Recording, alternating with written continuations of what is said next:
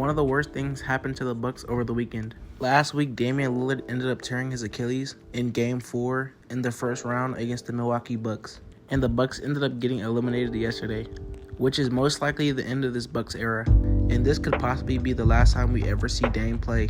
Dame was already dealing with a blood clot issue which kept him out for a few weeks. And that meant that he couldn't play in Game 1. And then he came back into Game 2 and played until Game 4, which he tore his Achilles in. And this is a really bad injury for the Bucks and Dame because Dame is about to turn 35.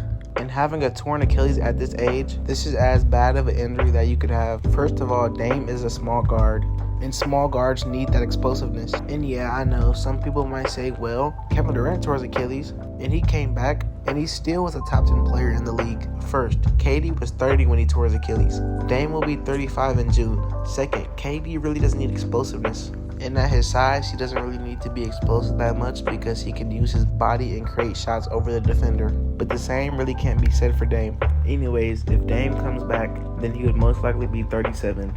And he would be returning in the 2026-2027 season. And that version of Dame that you saw back in the day would be completely gone. So now that Dame is injured, the Bucks are in trouble. The Bucks have no future. And when I say that, I mean the Bucks don't control any of their picks until 2031. So the Bucks are basically screwed. There's no way that you look at this Bucks team and see them as contenders. Dame is 34 and he won't play again until 2027. They don't own their first round in this 2025 draft. Brook Lopez, Bobby Portis, Gary Trent Jr., Taurean Prince, Kevin Porter Jr., and Ryan Rollins will all be free agents this offseason.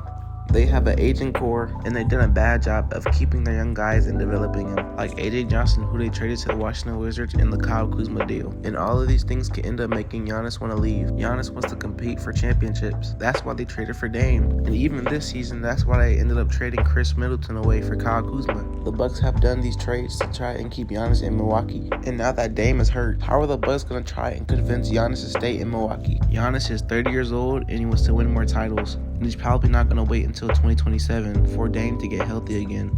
The Bucks have no assets, they have no future, everybody on their team is getting older. And in the offseason, when Giannis looks at this roster and he thinks, I turned 31 this year, will this Bucks roster be able to be a contending team and compete for championships in the future? The answer is no. And in this offseason, Giannis is definitely going to be in a lot of trade talks. Where is he going to go? What team is going to trade for him? We can talk about that another day. Right now, we have to take a look at this injury and how it's going to impact Dame and the Bucks in the future. Let's just say Dame never got injured this series and they lose in 6. Giannis will probably try to stay with the Bucks for one more season to develop chemistry with him, Dame, and Kuzma.